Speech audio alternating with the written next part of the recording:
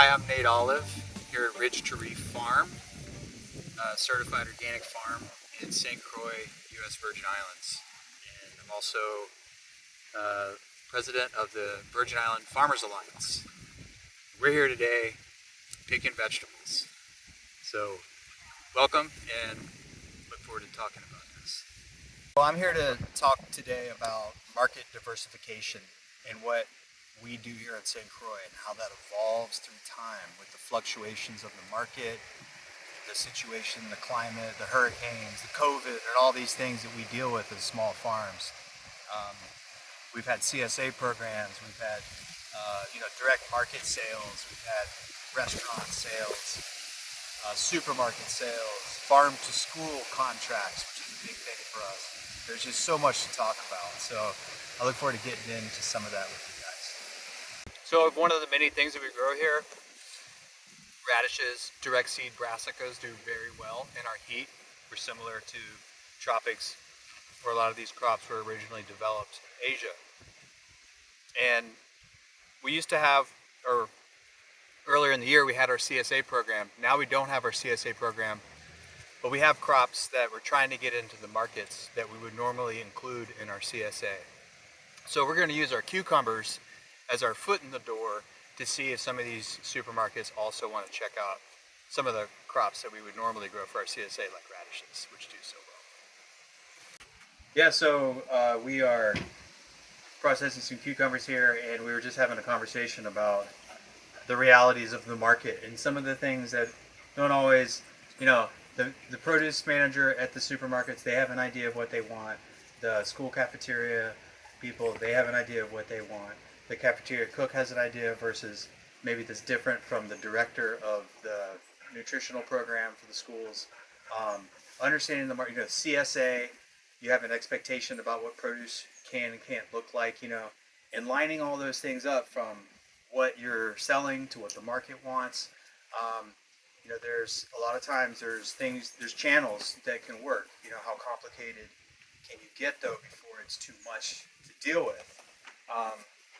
Delivering the quality of produce that the market wants while also covering your bottom line is a big challenge. So we found that we have to really adapt and work with the right people, the right markets, while never sacrificing the quality, of course, but also making sure that we move along what people want to eat. For example, we were talking about cucumbers, and there's a lot of customers who only want the little pickle size cucumbers that can fit into a jar.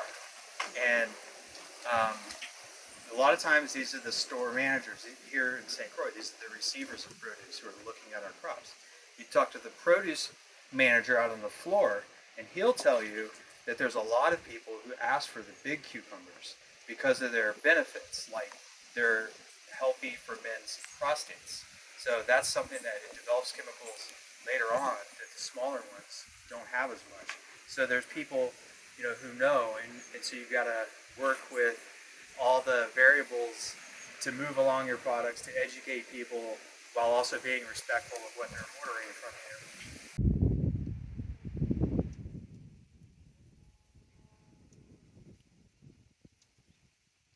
Market diversification has been huge for us because of trying to be resilient as a farm, as a small farm.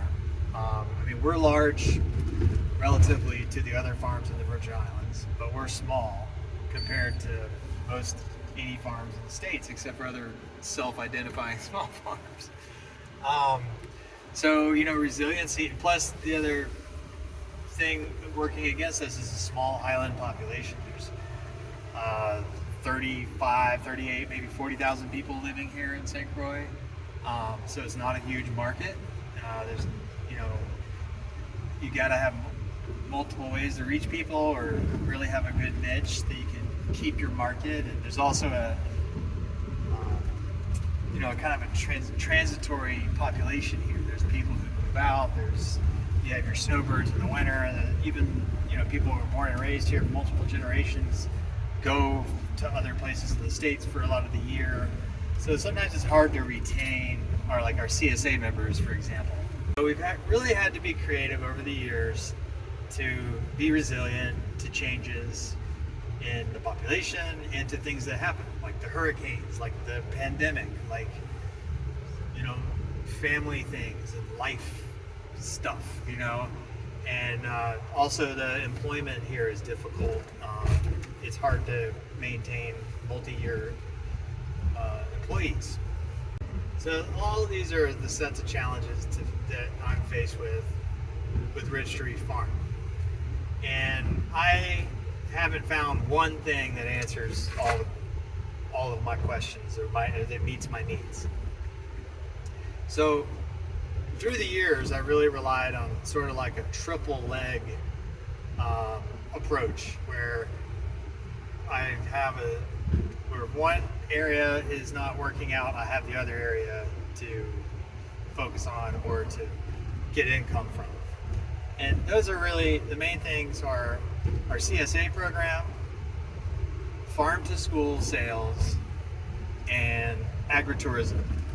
With having the three main things that have risen to the top, I've seen that mitigate the risk and damage and destruction from, let's say, the hurricanes. The main things that we've had here are hurricanes, droughts, and like everybody, the pandemic. And it hugely affected, all those things affected our farms. First, the droughts. We've had some severe droughts here, connected with El Nino events, and then the hurricane knocked out a bunch of stuff. So there were times, like after the hurricane, we lost our ability to grow crops. Our water tank from our gravity water system was blown off the mountain. Water lines were ripped out of the wall, and we had field, all of our fences fell over. The whole farm was a wreck. Trees down everywhere. So basically, it was going to take time for us to get back to all of our production stuff, farm to school, and the CSA. So that was when agritourism was really important for us, because we still had groups, people still wanted to do tours, people were still visiting the islands. We did a lot of farm to table dinners at the farm, and that's a big part of what we do also, that I didn't really mention earlier, but that was something that we leaned on a lot.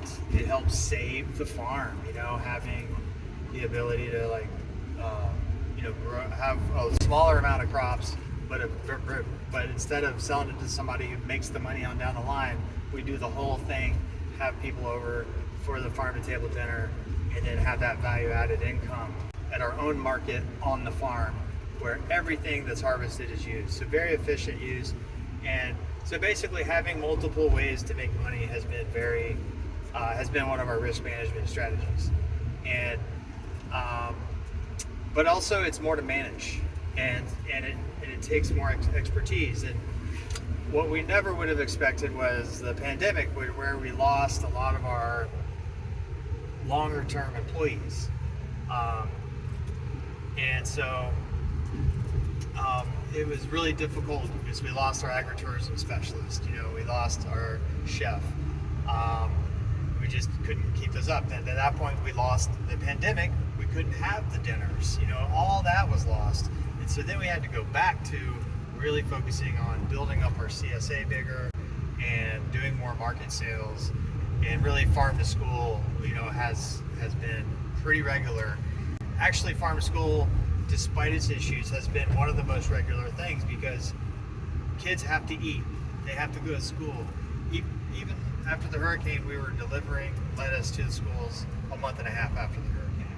During the pandemic, they didn't have school, but they did have a school lunch program where parents could come to the schools and pick up meals for their kids. Because one thing here in the Virgin Islands is there's over 40% poverty rate in the families with school children in the Virgin Islands. So It's very, very important that the special nutrition program for the USDA continues at all times, and that they get fresh fruits and vegetables. And the stuff that they get through us or in our contracts are the only fresh fruits and vegetables that appear in the school system. They do get some other canned, vegetable medleys and things, but all the fresh stuff comes from our farm. In our hub, we work with other farms and aggregate as well. So so that's been really having these different things is an important strategy. The challenge through time is how many things can you do? I mean, you have tourism, you have farm to school, you have farm to table dinners, you have a CSA, you have supermarket sales. That's a lot. So through the years and through the disasters and droughts and hurricanes and all these issues, I've really learned that there's not one right answer, but I have to be adaptive. I have to see what's going on, take that information that's coming, the feedback loop, I guess they call it, and to adapt, and when I don't adapt, if I hadn't kept adapting, I would already be, Ridge to Reef would be done. So that's been the big challenge of just, kind of letting go of things. And some things I really love, I have to let them go sometimes. One farmer can't do all of that, so we need more collaboration. We need more partnerships. We need more support from federal, local governments in bolstering these programs and making sure that we have stable income and insurance and assurance that we can continue what we're doing and stay in the farming sector. And because we're a huge benefit here in the Virgin Islands, more than 97% of the food is imported, and even despite the growth of local foods, there's still farmers going out of business. And so we're like an endangered species, and we really need special protection and support. Yeah, so if I were to give any tips or advice to beginning farmers or farmers who are looking to have a small scale successful farm, probably the first thing I would say is, even though a lot of small farmers like diversity in their environment, definitely keep it simple. You want to have some multiple income streams with either different crops or maybe crops with agritourism or crops with some value-added component or something that if one is not working, you can have something else, but not too much.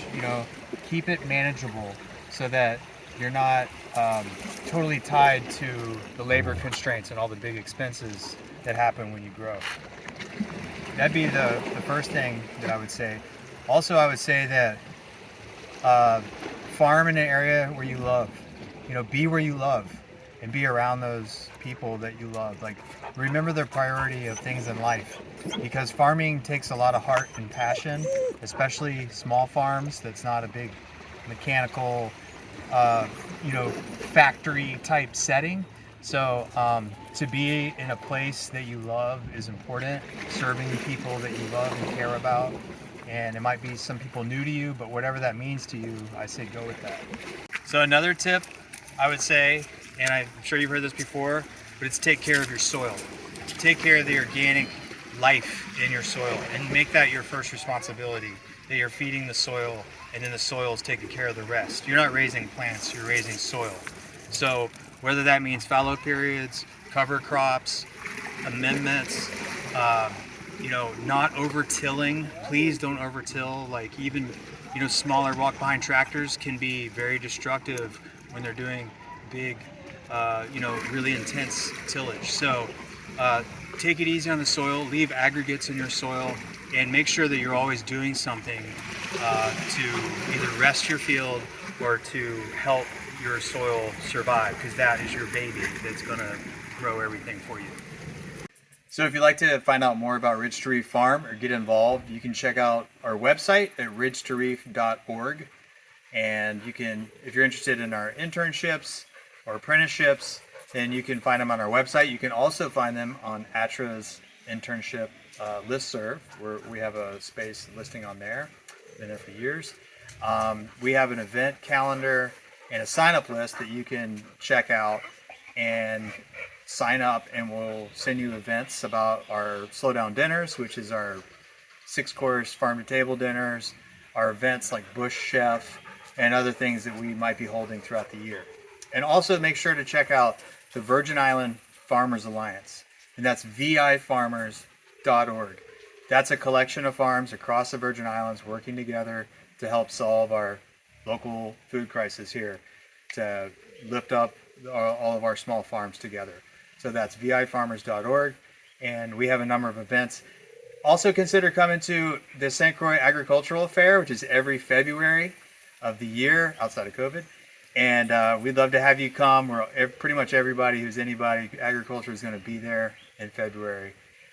So we'll see you here in St. Croix. Thanks for checking us out, and thanks for supporting and taking care of your water, your soil, because we're all in this together. Appreciate it.